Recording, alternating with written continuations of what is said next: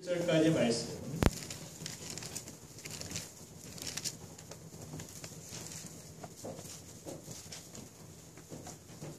갈라디아서 1장 1절부터 7절까지 말씀.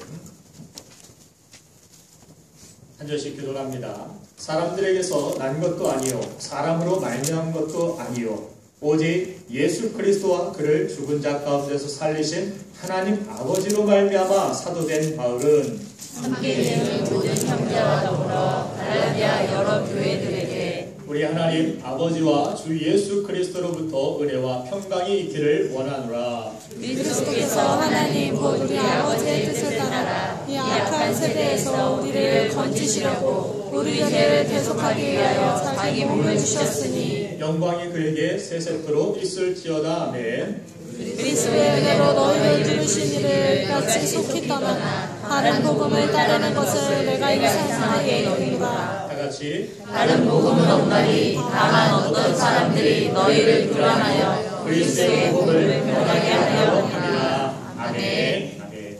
우리 옆 사람에게 자신에게 있는 최고의 미소, 하나님이 주신 그 은혜의 미소를 가지고 우리 사랑하며 축복합니다. 우리 고백하겠습니다. 주님의 이름으로 당신을 사랑하며 축복합니다. 주님의 이름으로 사랑하며 축복합니다. 주 안에서 좋은 일들이 있을 것입니다. 네, 여러분들에게 하나님은, 우리 아버지는 좋은 것을 주시길 원하십니다. 자기의 독생자까지도 아끼시지 아니하시고 주시는 하나님이 무엇이 아깝겠습니까? 무엇을 주시지 않겠습니까? 오늘도 하나님을 기대하시고 하나님께 소망을 두시고 하나님 앞에 믿음으로 나아가 하나님이 주시는 놀라운 은혜 속에 살아가는 우리 모두가 되어지길 간절히 소망합니다. 인터넷에 떠도는 유머 하나 소개해드리며 말씀을 시작하고자 합니다. 제목이 좋은 소식, 나쁜 소식, 환장할 소식입니다. 먼저 좋은 소식입니다. 아이가 상을 타왔다네. 나쁜 소식, 옆집 아이도 타왔다네. 환장할 소식, 아이들 기 살린다고 전교생 다 죽었다네. 좋은 소식, 살다 보니 남편이 처음으로 꽃을 가져왔네. 나쁜 소식, 그런데 국화꽃만 있다네. 환장할 소식, 알고 보니 남편이 장례식장에 갔다가 아까워서 가지고 온 것이라네. 좋은 소식, 남편이 진급했다네. 나쁜 소식, 새 비서가 엄청 예쁘다네. 환장할 소식, 근데 둘이 외국으로 출장 간다네. 좋은 소식, 싼 가격에 성형수술 했다네. 나쁜 소식, 수술이 시원찮아 다시 해야 한다네. 환장할 소식, 뉴스에 보니 그 의사가 돌팔이라 잡혀갔다네. 이런 유머입니다. 우리는 인생을 살면서 그런 좋은 소식과 나쁜 소식, 때로는 환장할 소식을 함께 경험하고 살아가고 있습니다. 그런데 오늘 함께 읽은 갈라디아서에 보면 바울이 그런 유사한 경험을 했음을 우리는 보게 됩니다. 좋은 소식은 지금의 터키입니다. 과거의 1세기 소아시아, 남갈라디아로 불리던 지역 사람들에게 바울이 구원의 복음을 전하며 여러 교회를 그 지역에 세울 수 있었다는 사실이 좋은 소식입니다. 그런데 나쁜 소식은 제1차 전도여행을 마치고 얼마 지나지 않아서 갈라디아 사람들이 복음을 떠나고 있다는 소식입니다. 예수 그리스도의 복음이 아니라 할례나 절기나 안식일 같은 것을 지킴으로 자신들이 구원받을 수 있다는 율법 교리로 그들이 돌아가려 한다는 소식입니다. 더욱 환장할 소식은 그들에게 복음을 전해준 바울이 하나님의 사도가 아니라고, 그의 복음은 헛된 것이라고 주장하는 사람들의 소식이 들려왔다는 것입니다. 그것이 바로 바울이 갈라디아서를 기록하게 된 배경입니다. 그러면 하나님께서 바울을 통해서 갈라디아에 전하게 하신 복음이 무엇이며 갈라디아 성도들이 떠나지 말았어야 할 복음의 핵심은 무엇입니까? 그 첫 번째는 복음은 그리스도의 은혜로만 구원을 받고 그 은혜 안에 머물러 살아야 한다는 소식입니다. 바울은 갈라디아서 이 편지를 시작하면서 그가 사도된 것은 자의적이고 인간적인 세움으로 된 것이 아니라 그리스도와 하나님으로 말미암아 되었다라는 사실을 변호하는 말로 편지의 서두를 엽니다. 1절 같이 한번 다시 읽어보겠습니다. 시작. 사람들에게서 난 것이 아니요 사람으로 말미암은 것도 아니요 오직 예수 그리스도와 그를 죽은 자 가운데서 살리신 하나님 아버지로 말미암아 사도된 바울은 아멘. 자기가 하고 싶어서 내가 사도 되겠다고 한 것도 아니고 하나님께서 나에게 은혜를 주셔서 하나님의 인도하심 속에서 내가 사도가 되었다, 목회자가 되었다, 그는 그렇게 고백을 하고 있습니다. 저와 같은 경우도 저는 아버님이 목회를 하시면서 얼마나 힘든지 개척교회를 하시면서 죽어도 목회자는 안 되겠습니다. 항상 입버릇처럼 제가 고백했던 것이 제 신앙의 고백은 그것이었습니다. 죽어도 목사는 안 합니다. 그런데 하나님의 은혜 안에서 제가 죽고 나니까 제 안에 살아계신 하나님의 인도하심과 뜻 안에서 이 자리에 서서 여러분들에게 말씀을 전하고 복음을 전하게 되는 그러한 하나님의 축복의 통로로 쓰임받는 것이 얼마나 감사한 일인지 전에는 모르고 살았습니다. 저의 저된 것도 그래서 나의 나된 것도 하나님의 은혜라 고백할 수밖에 없는 인생, 여러분들도 그와 같은 인생을 살아가기를 원합니다. 내가 십자가에서 온전히 죽고 하나님의 은혜 안에서 내가 그 안에 세움을 받고 하나님 앞에 쓰임받는 인생, 영광을 돌리는 인생을 우리 모두가 그렇게 살기를 간절히 소망해 봅니다. 자, 그렇게 편지를 이어가면서 갈라디아 교인들에게 이어서 성도들에게 문안을 하면서 복음의 핵심을 설교하고 있습니다. 4절 말씀을 같이 한번 읽겠습니다. 시작. 그리스도께서 하나님 곧 우리 아버지의 뜻을 따라 이 악한 세대에서 우리를 건지시려고 우리 죄를 대속하기 위하여 자기 몸을 주셨으니. 아멘. 복음은 예수 그리스도께서 우리를 죄에서 건지시려고 십자가에서 자신의 몸을 대속의 제물로 내어주셨다는 소식입니다. 자, 그분의 대속의 희생으로 말미암아 우리는 죄로부터 이제는 자유함을 얻은 몸입니다. 이것은 전적인 하나님의 은혜요 사랑이었습니다. 이것이 구원받아 자유하게 하는 복음의 핵심이며 본질입니다. 그런데 나쁜 소식은 갈라디아 성도들이 이런 은혜를 저버리고 스스로 자유를 포기하고 종된 자리로 돌아가려고 하고 있다는 이야기입니다. 그 이유는 바울이 복음을 전한 후에 그들을 찾아온 유대적인 율법주의자들의 영향 때문이었습니다. 그들은 마치 지금의 카톨릭이나 이단들처럼 복음은 예수를 믿음으로만 아니라 율법을 함께 지켜야 한다라고 주장을 했습니다. 너희들 율법 잘 지켜야 구원받는다. 그래야 천국 간다. 너희들의 행동이 잘 돼야 천국 가지. 안 그러면 너희들 다 지옥 간다. 예수 믿어서만 되는 것 아니다. 이렇게 주장을 했다라는 것입니다. 예를 들어서 유대교 성경에 의하면은 율법을 따라서 할례를 받아야 하나님의 백성이 되는 것이지 그냥 예수만 믿는다고 되는 것이 아니라고 주장을 했다라는 것입니다. 그 밖에도 율법이 요구하는 여러 계명들을 준수해야만 하나님의 백성이 된다라고 그들은 갈라디아 성도들을 설득하기 시작했습니다. 거기에 흔들리는 사람들이 참 많이 있었습니다. 맞아, 우리 행동이 잘 돼야 천국에 가는 거지. 내가 착하게 살아야 천국에 가지. 자꾸 행위로 돌아가려는 그들의 삶에 구원의 본질이 무엇인 줄 아느냐? 너의 행위로 말미암아 너희가 구원을 받았느냐? 우리 죄를 대속해 주시고 십자가에 죽으신 예수님 때문에 너희들이 구원받은 것 아니냐? 너희들 복음의 핵심이 무엇이냐? 너희들이 믿는 바가 무엇이냐? 너희의 행위냐? 아니면 하나님의 사랑, 하나님의 선물인 예수 그리스도이시냐? 자, 여러분들 무엇을 믿고 살아갑니까? 무엇으로 여러분들 구원받는다라고 믿습니까?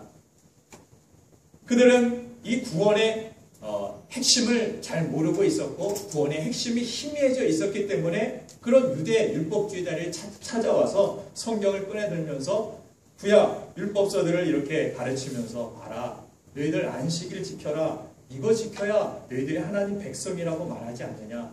너희들 토요일날 그날 예배드려야 너희들 구원받는다. 지금도 이단들이 이야기하지 않습니까? 그때 미사를 드려야 되고 그때 그렇게 하나님 앞에 나가야 너희들이 하나님의 참 백성들이다. 시차가 다른 그러면 지금 오늘은 주일이지만 미국은 지금 토요일입니다. 그죠? 그들이 또 일요일이면 우리는 시차로 월요일이 됐고 그러면 그들이 주일 예배를 드리고 우리는 월요일 토요일 이렇게 드리기도 하고 시차가 안 맞으면 그런 뒤죽박죽 돼가지고 누굴 하나님이 구원하시고 하나님께서 그것 안 지켰다고 버리시고 지옥에 보내시는 그런 하나님이 공평하신 하나님이십니까? 그렇지 않습니다. 그래서 그런데 사람들은 거기에 혹하고 사람의 어떤 노력으로 무엇을 이루고자 하는 그러한 잘못된 어떤 열심 때문에 그들은 다시 율법주의자들을 쫓아서 복음을 떠나는 사람들로 살아가고 있었음을 오늘 사도 바울은 서신서에서 그들에게 율법주의자들을 경계하라고 편지를 쓰고 있는 것입니다. 자, 그것은 한마디로 복음이 아닌 다른 복음이라고 6절, 7절 말씀은 이야기합니다. 한번 다시 읽겠습니다. 시작. 그리스도의 은혜로 너희를 부르시기를 이같이 속히 떠나 다른 복음을 따르는 것을 내가 이상하게 여기노라. 다른 복음은 없나니 다만 어떤 사람들이 너희를 교란하여 그리스도의 복음을 변하게 하려 함이라. 네. 이단들이 그러죠. 가만히 와서 우리가 복음 안에서 은혜 안에서 주님을 바라보고 주님 믿고 주님의 은혜로 살아가고 있는데 자유함을 누리고 있는데 그 자유함을 뺏어서 어떻게 합니까? 자유하는 자들을 다른 데에 묶어서 자신의 어떤 이익, 교주의 어떤 이익, 헛된 그러한 것을 쫓아서 그들이 짊어지고 그러한 짐을 지고서 살아가도록 만드는 그런 잘못된 복음, 다른 복음을 전하는 사람들이 있었다라는 것입니다. 갈라디아서 2장 3절과 4절 말씀을 보면은 같이 한번 읽어보겠습니다. 시작. 그러나 나와 함께 있는 나의 기도까지도 억지로 하나님을 받게 하지 아니하였으니 이는 가만히 들어온 거짓 형제들 때문이라. 그들이 가만히 들어온 것은 그리스도 예수 안에서 우리가 가진 자유를 엿보고 우리를 종으로 삼고자 하는데. 아멘. 여러분들이 그리스도 안에서 자유하고 살아가니까 다른 것들 가지고서 여러분들의 자유를 시기하기도 하고 여러분들의 자유를 엿보고 그 틈을 타서 뭐하게 합니까? 다른 것에 이 사람들 매이게 만들면은 이 사람들 나의 종으로, 그죠? 나의 어떤 목적, 이익, 이것에 딱 이용하기 좋게 생긴 이러한 사람들이겠다. 이단들이 그래서 들어오면서 하는 일이 무엇입니까? 오늘 갈라디아 그 교회에서는 사도의 권위를 무너뜨리죠. 그가 전한 복음, 그 은혜 잘못된 것이다. 그는 사도가 아니다. 목회자는 잘못된 것이다. 너희들 목회자가 잘된 것 봤느냐? 이단들이 처음 성경 공부를 가르치면서 교회에 상처받은 것 없느냐? 그거 자꾸 묵상시킵니다. 그것 없느냐고. 교회에 잘못된 일, 상처받은 일 없느냐? 봐라. 자, 그러면서 그리스도의 복음, 그 은혜를 약화시키고 자신들이 전하고 싶은 내용들, 그것들을 제시하는 모습들을 봅니다. 그래서 그 자유를 엿보고 가만히 찾아와가지고 오히려 다른 것에 종이 되게 만드는 이런 악한 사람들이 있었다라는 것입니다. 지금 이 시대에도 얼마나 많은지 모릅니다. 자, 왜 율법주의가 나쁘고 잘못된 복음입니까? 십자가의 은혜를 폐기하기 때문입니다. 다른 건 아닙니다. 율법주의가 잘못된 것은 십자가의 구원, 하나님의 그 구원의 선물이 잘못되었다라고 그것을 부인하는 일이기 때문입니다. 그것이 바울이 갈라디아서 2장에서 내린 결론입니다. 갈라디아서 2장 21절 말씀을 보면은 마지막 절에 이렇게 쓰여 있습니다. 내가 하나님의 은혜를 패하지 아니하노니 만일 의롭게 되는 것이 율법으로 말미암으면 그리스도께서 헛되이 죽으셨느니라. 십자가에서 괜히 죽으신 예수님으로 그렇게 만든다라는 것입니다. 우리가 다른 것 믿고 살아가면, 우리가 율법 붙들고 살아가면 그리스도의 그 죽으심을 헛되게 만드는 그런 죄 중에 큰 죄라는 것입니다. 예수님이 십자가에서 죽으신 이유가 무엇입니까? 이미 나는 어떤 최선의 행위로도 스스로 구원할 수 없기 때문입니다. 그런 죄인이기 때문입니다. 우리의 어떤 조건이 구원받을 근거가 될 수 없다는 것입니다. 그런 구원은 누구에게나 공평할 수도 없을 뿐만이 아니라 완벽한 행위로 구원을 얻을 수 있는 사람은 이 세상에 아무도 없습니다. 의인은 하나도 없나니 하나님의 은혜로 말미암아 우리가 의롭다 여기심을 받는 사람은 있겠지만 내 스스로 내가 구원을 받고 내 스스로 내가 열반에 이르고 해탈을 하고 그래서 내가 스스로 구원할 수 있는 사람은 아무도 이 세상에 없다라는 것입니다. 털어서 먼지 없고 흠없는 인간은 아무도 없기 때문입니다. 고린도전서 1장 29절 말씀을 보면은 고린도전서 1장 29절에 복음이 하나님으로부터 구원이 나오는 것이기 때문에 자기의 공로, 자기의 모든 것들을 자랑할 것이 얻게 만드는 것, 이것이 바로 복음이고 은혜라는 것입니다. 함께 읽어보겠습니다. 시작. 이는 아무 육체도 하나님 앞에서 자랑하지 못하게 하려 하심이라. 아멘. 자, 여러분들이 잘나서 하나님이 택하시고 부르신 것이 아니라는 것입니다. 아멘. 오히려 약하기 때문에, 오히려 부족하기 때문에, 오히려 내가 죄가 많기 때문에. 의인은 그래서 의사는 누구에게 필요하다라고 예수님 말씀하십니까? 병자들에게 필요하다. 그러나 많은 사람들에게 우리가 복음을 제시하고 전도를 하다 보면은 나는 죄가 많아서 교회에 가기 어렵습니다. 자, 그래서 세상 사람들도 교회에 대한 어떤 거룩함, 교회에 대한 기대가 참 높은 것을 보게 됩니다.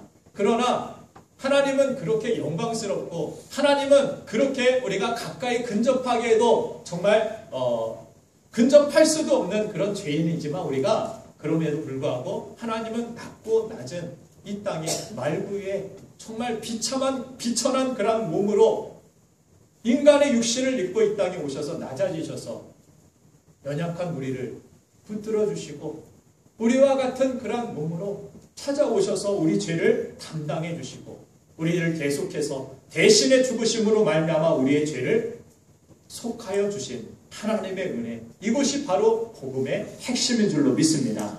자, 그래서 복음은 하나님께로부터 구원이 나오는 것이기 때문에 자기 공로를 자랑도 할 수 없고 자기 의로 구원을 받는다면 그것만큼 불공평한 구원도 이 세상에는 없을 것입니다. 만일 키가 2m 이상 되면은 구원을 받는다 하나님께서 기준을 두었다라면 여기에 구원받을 사람 아무도 없습니다. 혹시 있습니까? 2m 넘으시는 분? 없어서 제가 말씀을 드리는 거예요. 있으셨다면 제가 한 3m로 올렸을 텐데 만일 하나님이 김시성만 구원을 받는다. 구원받을 수 있는 사람 많이 있기도 하지만 없기도 하겠죠. 우리 한 가정 안에서도 김문주 집사님은 구원을 받고 박미정 집사님은 박 씨가 구원을 못 받고 그 불공평한 그러한 구원이 어디 있겠습니까? 내가 타고난 것으로 내가 뭐 가진 것으로 구원을 받는다라면 이 세상에 그런 구원의 교리는 정말로 불공평한 일이라고 생각합니다. 만일 그런 것으로 구원을 받는다라면 천국에 가서도 자기 자랑 투성이겠죠. 내가 천국에 어떻게 왔는 줄 알아? 내가 2m 10이야. 내가 김씨로 내 조상 대대로 김씨가 얼마나 큰 일을 했는 줄 알아? 나쁜 일 더 많이 한 것 같아요. 근데 어쨌든 천국에서 막 자기 자랑 투성일 것입니다. 그러나 천국은 어떤 곳입니까? 늘 하나님의 은혜를 감사하며 24장로들이 자기 면류관 주신 것을 하나님 앞에 내려놓고 엎드려서 하나님께 예배하고 하나님을 영화롭게 하고 영광을 돌리고 이 모든 것이 하나님의 은혜입니다. 하나님의 은혜를 감사하며 찬양하며 예배하는 것이 천국 아닙니까? 만약 10억을 번 사람만 구원을 받는다라고 1000번을 착한 일을 해야 구원받는다라고 한다면 여기에 대부분은 다 탈락입니다. 그런데 999번 하다가 선한 일을 하다 착한 일을 하다가 갑자기 사고가 나서 죽으면 지옥 간다라면 그 999번은 다 헛된 것이고 한 번 때문에 무슨 전설의 고향도 아니고 한 번 그 하루 못 참아가지고 못 견뎌서 그렇다면 그 구원이 얼마나 억울한 구원이 되겠습니까? 인간의 어떤 행위로도 구원할 수 없는 우리 죄인을 위해서 십자가에 달리셔서 죽으시고 부활하신 예수 그리스도를 믿어야 구원을 얻는 줄로 믿습니다. 이것이 복음 아닙니까? 자, 율법을 지킴으로써 구원이 이루어진다라고 한다면 그것은 복음이 아니며 예수님의 죽으심을 헛되이 하는 큰 죄악이라고 성경은 말씀해주고 있습니다. 우리가 값없는 하나님의 은혜로 구원을 받은 자라면 은혜 안에 감격하고 감사하며 그 안에 머물러서 평생을 우리는 살아야 됩니다. 주님 오실 때까지 우리는 다른 구원이 아니라 예수 그리스도의 은혜 안에 우리는 머물러 살아야 될 줄로 믿습니다. 날마다 그 은혜에 감사해야 되고 날마다 그 은혜에 하나님 앞에 영광을 돌리고 그 은혜에 합당한 그리스도인의 삶으로 우리는 주님의 은혜로 모든 것이 되어지는 인생, 모든 것이 하나님의 은혜로 되어졌다라고 고백하는 저와 여러분들의 삶이 되어지길 간절히 바랍니다. 그렇게 복음은 그리스도의 은혜로만 구원받고 그 은혜 안에 머물러 살아야 한다는 소식입니다. 두 번째, 사도 바울이 갈라디아서를 통하여서 복음의 핵심이 무엇이냐 설명을 하고 있는데 복음은 성령의 역사에 의해서 예수 믿고 의롭다함을 얻은 자로서 성령으로 살게 된다라는 소식입니다. 성령의 도우심으로 인해서 우리가 온전하게 된다라는 소식, 그것이 바로 사도 바울이 갈라디아 이 서신서를 통하여서 전해주고자 하는, 전달하는 복음의 핵심이라는 것입니다. 복음은 예수 그리스도를 믿은 자들에게 자, 이제는 성령으로 살아야 한다라고 이야기합니다. 은혜로 구원받아 은혜로 산다라고 해서 은혜라는 것이 아무렇게나 살아가도 된다라는 뜻이 아닙니다. 은혜라는 것은 그냥 내 맘대로 사는 것이 은혜다, 이것이 아닙니다. 내 감정대로, 내 어떤 느낌대로 사는 것, 이게 은혜가 아닙니다. 그래서 은혜로 구원받아 은혜로 산다고 해서 아무렇게도 살아도 좋은다라는 질문을 갈라디아서 3장에서 다루고 있습니다. 우리가 율법의 행위로 의롭다함을 받은 것이 아니라면 무엇이 우리의 행위를 만드는 기준이 되어야 되느냐?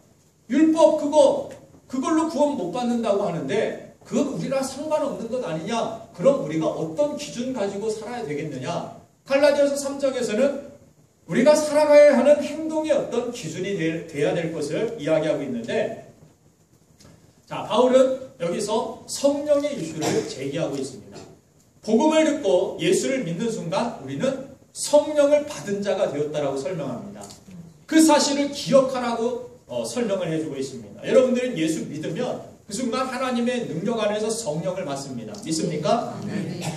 순복음 교회에서는 조금 다르게 설명을 하지만 방언을 해야만 성령의 어떤 증표로서 성령 받은 사람으로서 하기 때문에 무조건 방언을 받아야 되고, 성령은 나중에 이렇게 다른 부분으로 성령은 침례를 따로 받는 것으로 이야기하지만 성경에 근원적인 교리는 그렇지 않습니다.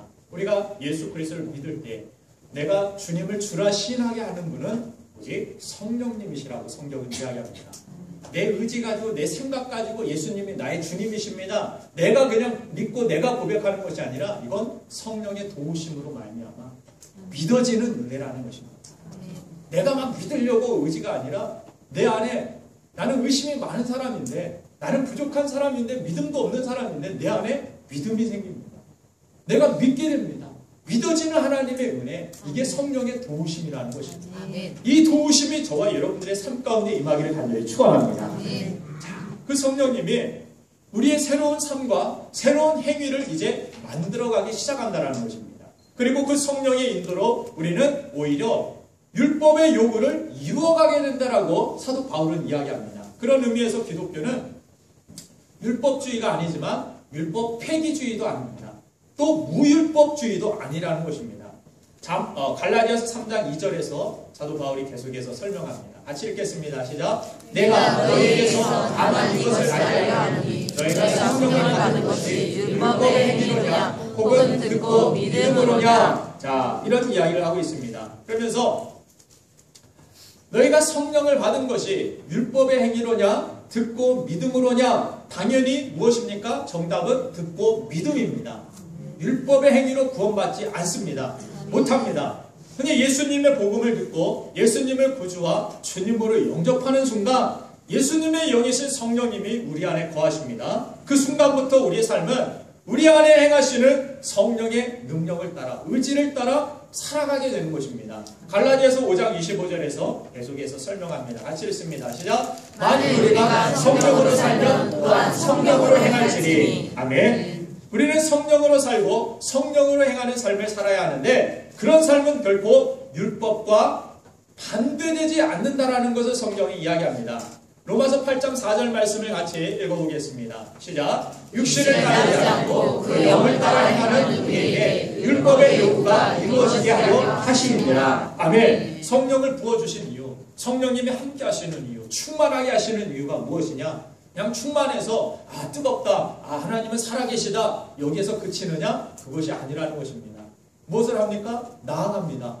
하나님이 원하시는, 율법이 원하시는, 하나님이 기뻐하시는 뜻으로 나아갑니다. 제자들이 성령 받고 뭐합니까? 성령은 이렇게 계시는구나, 성령은 살아계시는구나, 하나님은 이렇게 계시는구나, 예수님은 부활하셨구나. 그래서 마가의 다락방에서 자기끼리 그냥 물고기 구워 먹고 거기에 있지 아니하고 어떻게 합니까? 그들이 다락방을 문을 활짝 열고 세상을 향해 나아갑니다.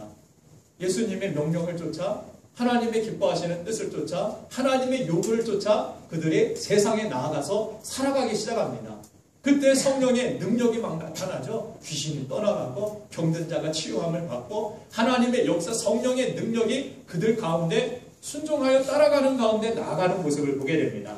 자, 그래서 이렇게 성령을 따라 살아가는 삶의 결과가 바로 성령의 열매로 맺혀지는 것입니다. 갈라디아서 5장 22절 23절 같이 한번 읽어보겠습니다. 시작. 오직 성령의 열매는 사랑과 희락과 화평과 오래 참음과 자비와 양심과 충성과 온유와 절제니 이 같은 것을 구제할 법이 없느니라. 아멘. 성령의 9가지 열매, 예수님의 성품이죠. 자, 예수님의 성품의 열매가 맺게 되고 예수님의 살아계시는 것 같이 우리의 삶 가운데서도 그와 같은 삶의 모습들이 여러분들을 통하여 세상에 비추어지게 된다는 것입니다. 작은 예수와 같이 세상을 우리가 살게 하는 것, 그것이 성령의 도우심이고 성령의 능력이라는 것입니다. 물론 이런 삶은 성령님에게 내 자신이 개인적으로 어떻게 반응하느냐에 따라서 일생에 거친 성화의 과정으로서 나타나는 것입니다. 로마서 8장 3절의 말씀에서 자, 뭐라고 이야기합니까? 다시 읽습니다. 시작. 율법이 육신으로 말미암아 연약하여 할 수 없는 그것을 하나님은 하시나니 곧 죄로 말미암아 자기 아들을 죄 있는 육신의 모양으로 보내어 육신의 죄를 정하사. 아멘. 자, 우리는 육신으로는 그 하나님의 말씀을 이룰 수 없는데 하나님은 무엇을 하게 하십니까? 하나님은 그것을 이룰 수 있도록 하신다라는 것입니다. 우리는 신앙생활도 내 힘으로 하는 것이 아닌 줄로 믿습니다. 내 의지, 내 힘으로 신앙생활하고 교회 다니는 것만큼 힘들고 어려운 일도 없습니다. 그러나 하나님의 은혜, 성령의 도우심으로 말미암아 우리가 신앙생활을 한다면 이것만큼 기쁘고 이것만큼 자유하고 이것만큼 만족하고 이 세상 어떤 즐거움, 어떤 행복보다도 예수 안에서 성령 안에서 주시는 그 은혜와 그 기쁨이 충만해서 사도 바울이 뭐라고 고백합니까? 예전에는 내 지위, 명예, 내가 가진 학벌, 내가 가진 문벌, 내가 가진 재산 이것이 나의 자랑이었는데 이것이 분토만도 못하게 여겨졌다. 배설물과 같이 내가 이것을 여기게 되었다. 왜 그렇습니까? 더 가치 있는 것을 보았기 때문에 이건 거기에 비교해 보니까 이거는 그냥 변과 같다라는 거예요. 배설물 같다라는 것입니다. 자, 여러분들에게도 그런 은혜가 있길 원합니다. 아멘? 아멘. 별로 안 좋은 것 같아요. 네. 나 아직도 그 배설물이 사랑스럽고 그 배설물이 없으면 죽을 것 같은데요. 그게 나의 인생의 최고의 가치인데요. 자, 그렇다면 여러분들 정말 예수 그리스도의 은혜와 사랑을 정말 내가 만났는지 또 여러분들이 그렇지 못한다면 예수 그리스도의 그 은혜를 더욱 사모하시고 그 은혜를 만나보시길 간절히 축원합니다. 자, 천국이 임하는 기쁨, 하나님이 주시는 그 은혜, 성령이 주시는 그 충만함, 그것을 가지고 살아가는 사람들, 그것이 바로 그리스도의 삶이고 복음의 핵심이라고 이야기합니다. 자, 그런데 우리에게 하나님의 말씀과 그 뜻대로 순종할 능력이 없지 않습니까? 육신의 생각이 하나님의 법과 싸울 때 우리 안에 갈등이 생깁니다. 갈등이 있다는 것은 여러분들 안에 이미 생명이 있다는 증거가 된다고 저는 생각합니다. 갈등이 없는 사람은 지금 예배를 안 드리고 놀러 가고 마음대로 살고 술 먹고 어제 밤 늦게까지 그렇게 있다가 오늘 아침까지 그냥 늘어져 자고 그런 사람들은 자고 일어나도 오늘 주일이네 예배를 안 드려도 아무 어떤 감정도 없고 어떤 갈등도 없습니다. 내가 왜 가야 돼? 오히려 이상하게 생각하죠. 죽었기 때문입니다. 그런데 내 안에 복음의 생명이 싹트기 시작하면서부터 예배 안 드리고 내가 하나님 앞에 순종하지 않으면 뭔가 껄끄러움이 있습니다. 뭔가 갈등이 생겨요. 그것은 여러분들이 생명 안에 있다는 증거가 된다라고 저는 그렇게 생각을 합니다.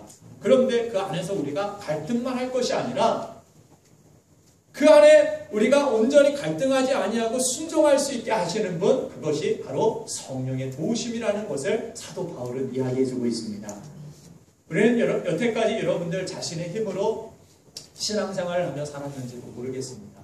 내 의지를 가지고서 내가 어떤 율법 가지고서 신앙생활을 버티며 마지못해 그렇게 갈등만 하면서 살았을지도 모르겠습니다. 그렇다면 이제는 갈등이 아니라 자유함 속에서 그 이상의 것을 할 수 있는 성령의 권능을 가지고 여러분들이 신앙생활 하시길 간절히 바랍니다. 우리가 그렇게 육신의 의지를 가지고 살아갈 때에는 우리 연약한 의지는 어떻습니까?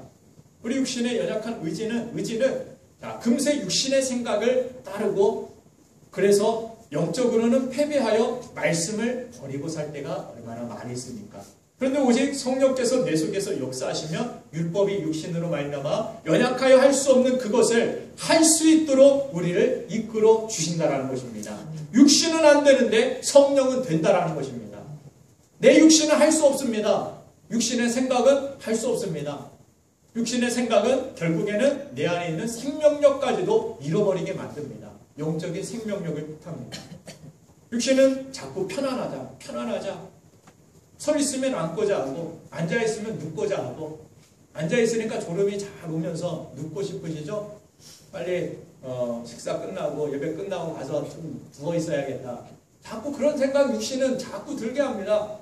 육신은 자꾸 그런 생각을 하게 해요. 왜 이 자리에 나를 그냥 힘들게 앉아 있느냐고. 목사님 빨리 설교를 끝내주세요. 육신의 생각은 자꾸 이야기할 것입니다. 그러면서 시계를 봐, 시계.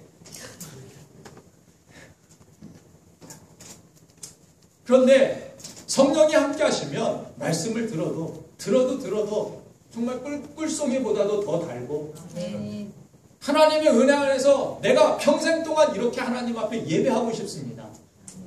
정말 우리가 영광스럽게 예배를 드리고 성령의 은혜와 성령의 감동 가운데 인도하심 가운데 예배를 드리면 어떻게 됩니까?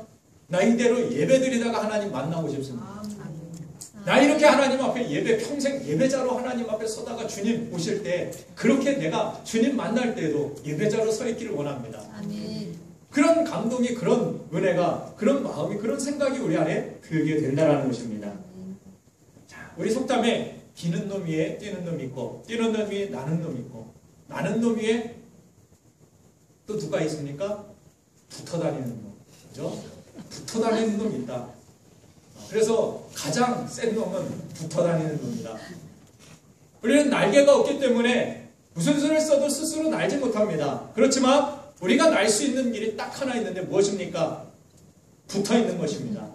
예수님이 말씀하시죠? 붙어 있으라고. 붙어 있으라고. 가지에 접붙인 그런 가지가 붙어 있어야지 떨어져 있으면 금방 메말라서 사람들에게 밟힐 뿐이라고. 그것은 태워지고 불살라질 뿐이라고, 열매가 없을 뿐이라고 말씀합니다. 우리 힘으로는 도저히 하나님의 법이 원하는 수준에 나아갈 수가 없습니다. 미워만 해도 살인이라고 예수님이 말씀하셨는데 우리는 그 살인을 멈출 수가 없습니다. 어제도 여러분들 살인 많이 했죠? 몇 명 죽이셨어요? 몇 명이나 한 주간 여러분들 죽이고 이 시간 나오셨습니까? 걸린 사람만, 행동한 사람만 살인자입니까? 누구 사형시켜야 되는데 우리는 그런 말 할 자격도 없는 사람들입니다. 왜 사형 제도가 없습니까? 죽었으면 여러분들은 벌써 저도 그렇고 탐심은 우상숭배라고 말씀하시는데 사고 싶은 게 얼마나 많은지 몰라요. 홈쇼핑 보면은 멈출 수가 없습니다. 요즘 지름신이라는 귀신이 돌아다니는 것 같은데. 그렇죠? 그래서 질렀습니다. 그냥 사고 싶은데 살 것이 얼마나 많은지, 가지고 싶은 것이 얼마나 많은지 모릅니다. 살고 있는지, 가지고 있는지, 가지고 있는 것들에 우리는 만족이라는 게 없습니다. 주는 자가 복되고 주라 그리하면 주신다라고 주님 약속하시지만 남에게 베푸는 것이 얼마나 아깝게 느껴집니까? 헌금을 드려도 1,000원짜리, 만원짜리가 있으면, 그죠? 어떤 사람은 1,000원짜리가 집히면은 그것이 하나님의 은혜라고, 그죠? 감사하다고, 안심하고.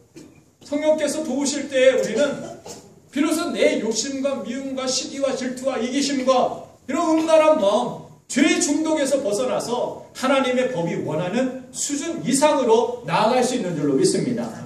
따라서 성도의 삶은 한마디로 성령 안에서의 삶이요 성령을 의지하는 삶이라 이야기할 수 있습니다. 우리에게 능력 주시는 자 안에서 모든 것을 할 수 있습니다. 능치 못함이 없습니다. 이렇게 고백하는 존재가 바로 성도입니다. 그래서 우리는 이제 이는 힘으로 되지 아니하고 능으로 되지 아니하며 오직 나의 신으로 되느니라 말씀하신 하나님의 말씀을 붙들고 날마다 성령을 의지하여 사셔야 될 줄로 믿습니다.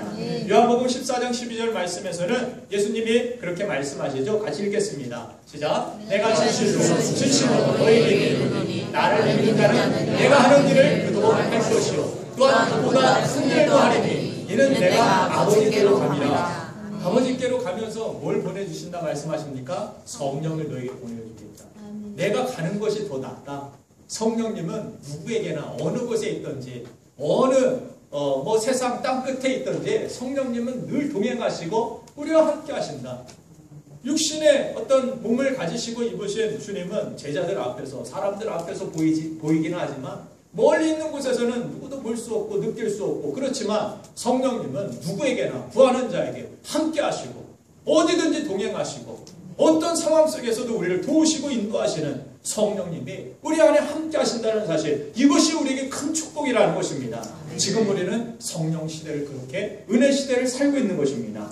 성령 충만함을 여러분들 받으려면 성경이 제시하는 바가 있는데 몇 가지 여러분들의 팁을 드리겠습니다. 성령 충만함을 받기 위해서는 여러분들 먼저 회개하셔야 됩니다.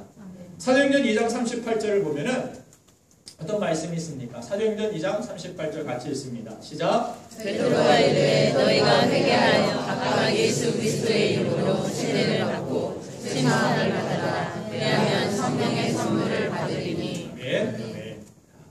예수 그리스도의 이름으로 침례를 받고 죄사함을 얻을 때 그리하면 성령을 선물로 받으리라.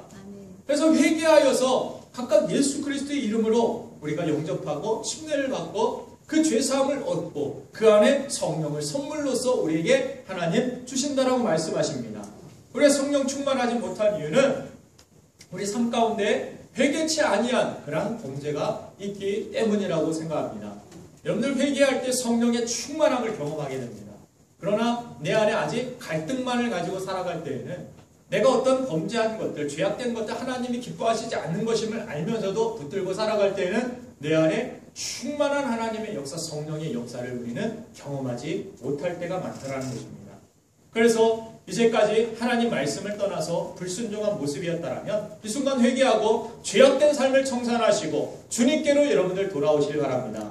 그리할 때 성령께서 여러분에게 기름 붓듯 충만함과 능력을 부어주실 줄로 믿습니다. 또한 성령 충만하지 못하는 이유는 우리가 예배에 게을러서 말씀을 듣지 못하기 때문이라는 것입니다. 사도행전 10장 44절 말씀을 같이 한번 읽겠습니다. 시작. 베드로가 이 말을 할 때 성령이 말씀 듣는 모든 사람에게 내려오시니. 아멘. 성령의 충만함을 뜻하고 있습니다.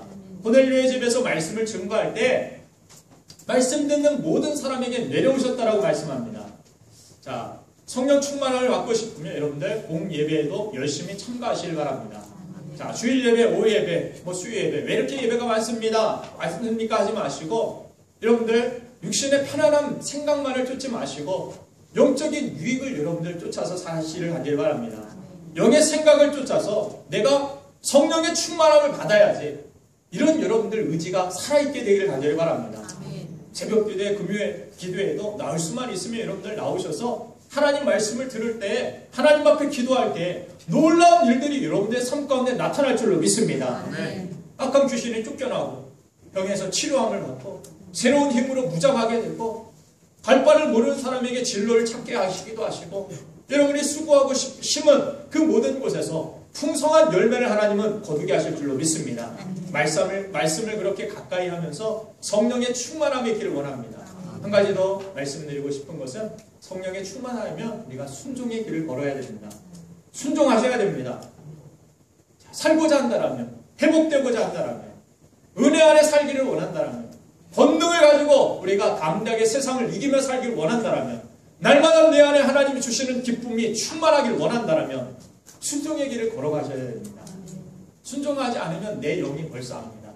내 생각은 그냥 이 정도 하면 되겠지 하고 살아가는지 모르겠지만 내 영은 금방 압니다. 내 영은 금방 생명력이 꺼져가는 것을 느끼게 되고 내 안에 하나님을 사모하는 마음이 사라지기 시작하고 내 안에 순종하지 못하게 되면 내 안에 있는 것들이 무너지는 것을 우리는 경험하게 됩니다. 회개하라면 회개하고 예배 참석하라면 참석하고 전도하라면 전도하고 기도하라면 기도하고 헌신하라면 헌신하고 순종하는 사람은 어떻게 됩니까? 계속해서 충만합니다. 교회 안에서도 보면 영적으로 건강한 사람들 보면 어떻습니까? 다른 별말 없습니다. 다른 뭐 특별한 것이 다른 사람과 다를 바 없는 것 같은데 그 사람이 항상 은혜가 있는 사람을 보면은 단순합니다. 그냥 순종합니다. 그냥 나아갑니다. 그 사람 복잡하지 않습니다. 뭐 갈등도 없고 그래서 날마다 평안하고 하나님 은혜입니다. 그렇게 살아가는 사람들 보면 어떻습니까? 말씀대로 단순하게 살아가니까 하나님께서 말씀을 통하여서 주시는 하나님의 분명한 축복을 누리고 살아갑니다. 그냥 평생 갈등만 하고 살아가는 사람이 있습니다. 내려놓지 못합니다. 순종하지 못합니다. 내 고집이 너무 세서, 내 자아가 너무 세서, 내 욕심이 너무 세서 순종의 길을 걷지를 못합니다. 그러니까 요단강이 갈라지지 않습니다. 순종으로 여리고성을 돌으려고 하면은 왜 돌아야 됩니까? 이거 돌면 뭐 나옵니까? 이 돈다고 해서 성이 무너집니까? 이런 사람들 하나님의 기적 못 보죠. 그런데 순종하여서 그냥 침묵하고 걸어갑니다. 여리고성이 무너지는 역사를 맛보게 됩니다. 그래서 하나님의 축복, 하나님의 기적, 하나님의 역사 속에 살아가는 사람들은 다릅니다. 뭐가 다릅니까? 순종의 모습이 있더라는 것입니다. 예수님은 순종이 제사보다 낫다라고 말씀하시죠. 예배드리는 것도 하나님 기뻐하시지만 뭐가 더 하나님이 기뻐하시는 일입니까? 이 예배에 주신 하나님 말씀 가지고 사는 것입니다. 사세요. 말씀대로 사십시오. 그럼 여러분들 강력해집니다. 여러분들의 능력이 임합니다. 하나님의 기적과 하나님의 역사가 임합니다. 살아야 됩니다.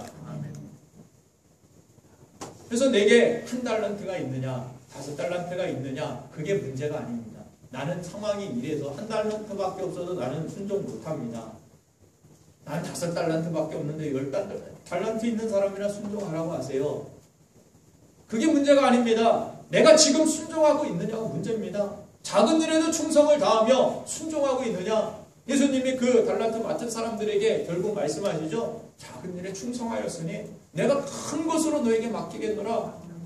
우리가 큰 것을 사모하고 뭐 큰 기적, 하나님의 능력을 기대하면서도 작은 일에 충성은 버리고 살아갑니다. 작은 일에 순종은 버리고 살아갑니다. 그런데 큰 것이 오겠습니까? 큰 것이 맡겨지겠습니까? 안 옵니다. 올 수가 없습니다. 왔다가도 도망갑니다. 왔다가도 놓치게 됩니다.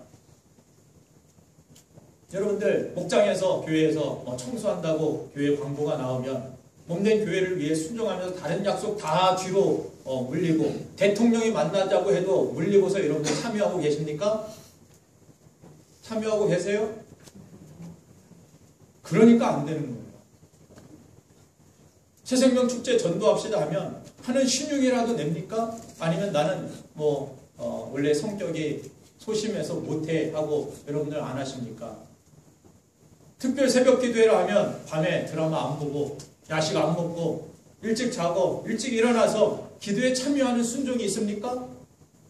10에 1조 하라면 아까워도 여러분들 순종하시고 계십니까? 경제적으로 어려운 상황인데 순종하고 계십니까? 사립다 과부와 같이 오늘 먹고 죽을 양식밖에 없는데 하나님의 뜻을 따라 나그네를 대접하고 선지자를 대접하십니까? 철저한 어떤 11조 생활로 부자가 된 유대인들 그뿐만이 아니라 성도들의 간증이 넘쳐나지 않습니까? 그 삶을 바라보면 부족한 모습이 얼마나 많은지 몰라요. 손가락질 받아야 할 유대인의 모습들이 얼마나 많은지 모릅니다. 그럼에도 불구하고 말씀의 원리를 따라 그냥 살아가니까 그 삶에 하나님의 복이 따라오는 모습을 봅니다. 배 아프지만 받을 자격이 없는 것 같지만 사니까 강력해지더라는 것입니다. 그런 사람 욕하고 언제까지 우리가 비난만 하며 살겠습니까? 언제까지 부러워하며 우리가 살겠습니까? 물질적 구제가 안 되어도 돈보다 하나님이 더 소중합니다 고백하는 연구를 통해서 돈의 노예에서 해방도 되고 돈으로부터 살 수 없는 하나님의 은혜와 하나님의 보호하심과 지키심으로 여러분들의 가정과 자녀들을 인도하시고 우리의 삶을 축복하신 하나님의 은혜를 여러분들 경험하고 사시길 바랍니다. 아멘. 저도 다른 건 몰라도 우리 아이들에게 신앙생활의 기본적 순종을 강조합니다. 뭐 말로 이렇게 강조하기보다 제가 먼저 목사이기 때문에 강조가 되겠죠. 그건 목사의 가정에 또 큰 축복이라고 저는 생각을 합니다.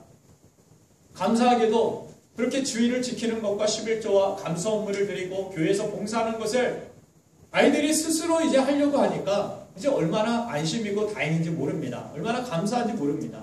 얼마 전에는 제 큰딸이 학생회 임원 선거에 나갔다가 1차를 합격을 했습니다. 근데 2차 면접에서 떨어져서 얼마나 속상할까 집에 왔는데 눈물이 글썽글썽 하더라고요. 그런데 그 주일날 감사의 이런 이 제목들, 봉투들을 이렇게 보면서 기도하면서 알아보니까 제 딸이 감사 예물을 드렸더라고요. 근데 거기다가 이렇게 제목을 조그맣게 썼는데 1차만이라도 합격시켜주시니 감사합니다. 감사 예물을 자기 있는 용돈 있는 거 다 하나님 앞에 드렸더라고요. 또 가끔 뒤에서 파워포인트를 앞에 이렇게 띄우는데 자녀들이 서로 싸우겠다고 싸우겠다고가 아니라 서로 하겠다고 싸워서 제가 순서를 주일 오전에는 네가 하고 저녁에는 네가 하고 3일 저녁에는 네가 하고 금요일 때는 네가 하고 순서를 정해주기도 하고 가끔 잘못 띄우면은 왜 잘못했냐고 꾸중을 줘도 한 번 더 하려고 하는 그 모습이 참 보기에 좋았습니다. 제 자식 자랑하는 것 같아서 좀 그렇지만 저는 그래서 걱정 안 합니다. 조금 부족한 모습이 자녀들에게 있고 좀 모난 부분이 있어도 하나님 앞에 중심만 지키고 기본만 제대로 하고 살아도 하나님께서 순종하는 자를 붙드시고 평균 이상의 삶을 살 것을 저는 확신하기 때문입니다. 그렇게 늘 하나님 앞에 순종의 모습으로 부드러운 진흙과 같은 모습으로 서 있으면 하나님의 때가 되면 토기장이신 하나님의 손으로 빚어져서 세상이 놀라도록 크게 쓰임받는 날가 올 것을 저는 믿고 기대하고 있습니다. 여러분들 능력 있게 사는 비결은 멀지 않습니다. 내게 주어진 삶의 자리, 내게 주어진 몸된 교회의 지체로서 교회의 움직임을 따라서 순종하여서 내 손과 발이 같이 움직이고 있느냐 안 움직이고 있느냐 이것입니다. 거기에 축복된 삶, 능력 있는 삶의 비결이 있는 것입니다. 그런데도 여태껏 살던 대로 그냥 살아가니까 하나님의 기적도 없고 미래도 없고 기쁨도 없고 능력도 없이 세상에 밟히고 조롱거리가 되는 삶이 될 수밖에 없는 것입니다. 여러분들도 부디 제가 여러분들 생각할 때 미래가 불안해서 걱정하지 않도록 지금부터라도 순종의 모습으로 하나님 앞에 서 있길 바랍니다. 그럼 반드시 하나님의 선하신 인도하심으로 아무리 지금 어려워도 아무리 지금 큰 문제가 있다 할지라도 다시 일어나게 하시는 부활의 능력이 여러분들에게 있는 줄로 믿습니다. 그래서 하나님은 살아계시고 전능하시며 우리를 사랑하시는 아버지이시기 때문에 우리를 결코 망하게 두시지 않습니다. 우리가 순종만 한다라면 주님을 따르기만 한다라면 여러분들 이제 적극적으로 순종하는 삶을 사시길 바랍니다. 이번 월삭 새벽 기도회부터 여러분들 달라진 순종의 모습을 하나님께 보이시길 바랍니다. 아멘. 정말 놀라운 일들이 일어날 줄로 믿습니다. 나 한 번의 순종이 얼마나 놀라운 일들을 이뤄내게 하시는지. 순종하려고 하면은 더 힘든 일들이 있을 수도 있습니다. 그러나 두려워하지 마시길 바랍니다. 그거 이겨내면 믿음으로 계속해서 순종으로 전진하시면 반드시 그 끝에는 영광된 승리가 있습니다. 영광된 승리의 날을 여러분들 다 맞이하시길 바랍니다. 아멘. 하나님을 믿으니 하나님이 세우신 목사의 말을 여러분들 믿으시고 한번 해보시길 바랍니다. 아멘. 됩니다. 될 수밖에 없습니다. 그래서 복음은 갈라디아에 전해진 복음은 이것입니다. 우리가 예수 믿는 순간 성령님은 나를 의롭다 하시고 내 안에 거하셔서 일하시기를 시작하셨고 주님 앞에 우리가 순종으로 서는 순간 그것을 마침내 완성시키리라. 자, 아직은 우리가 공사 중이지만 성령께서 이 공사를 완성하실 날이 예비되어 있는 줄로 믿습니다.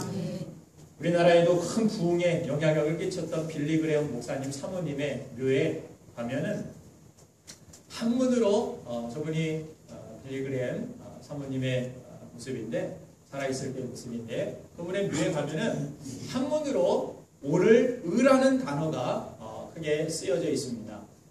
한문으로 의라는 단어는 무엇입니까? 위에 이 부분을 보면은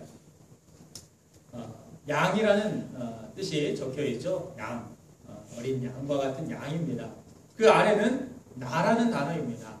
나라는 단어, 아라는 단어가 있는데 이것이 만나서 완성된 글자가 의라는 것입니다. 이분의 아버지께서 중국 선교사였는데 아버지를 따라서 중국에서 자랐기 때문에 이 글자를 어떤 글자보다도 마음에 두고 좋아하셨다고 합니다. 그 의미가 어린 양 되신 예수님만이 나의 의가 되신다. 양이 되신 예수님만이 나의 의라. 자, 참 한문의 해석이 참 놀라운 것 같습니다.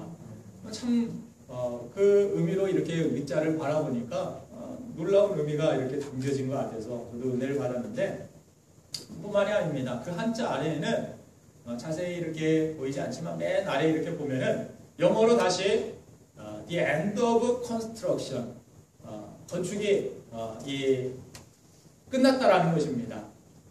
그리고 thank you for your patience 당신의 인내심에 감사드립니다. 이것은 공사장에 있는 그러한 어떤 간판과 같은 문구였습니다. 그런데 이것을 묘비문에 적어달라고 남편에게 부탁을 했다고 하는데 늘 공사 중이던 자신의 동네 길가에 세워졌던 공사 중 불편을 드려 죄송합니다 라는 문구가 어느 날에 공사 끝 그동안의 인내에 감사를 드립니다. 참아주셔서 감사합니다. 이 문구로 바뀐 것을 보고서 내가 먼저 죽으면은 내 무덤에 저 글을 남겨달라고 남편에게 부탁을 했다고 합니다. 그동안 성령 하나님께서 자신을 그리스도의 사람으로 이끌어가며 성장시키기 위해서 얼마나 애를 쓰시고 얼마나 참으셨을까 생각하면서 내가 죽는 그날, 내가 천국에 가는 그날까지 성령께서 나를 이끄시고 내가 천국에 가는 그 순간에도 주님께서 성령께서 나를 붙들어 주시고 나를 완전한 영화로운 그러한 신령한 하나님의 백성으로서 천국에 이르게 하신다. 이런 믿음의 고백으로 그렇게 묘비에 쓰게 되었다라는 것입니다. 자, 주님의 성품을 닮은 그리스도인이 되어지는 것. 나의 힘이 아닌 성령의 도우심만 될 수 있다는 사실입니다. 그것이 바로 갈라디아에 전해진 복음이었습니다. 오늘도 이 말씀을 통하여 성령으로 예수 믿는 하나님의 백성들 성령으로 살아야 될 줄로 믿습니다. 그리고 성령의 인도하심을 따라 우리 삶은 비로소 주 안에서 영광스러운 모습으로 완성될 줄로 믿습니다. 기도하겠습니다. 사랑하는 주님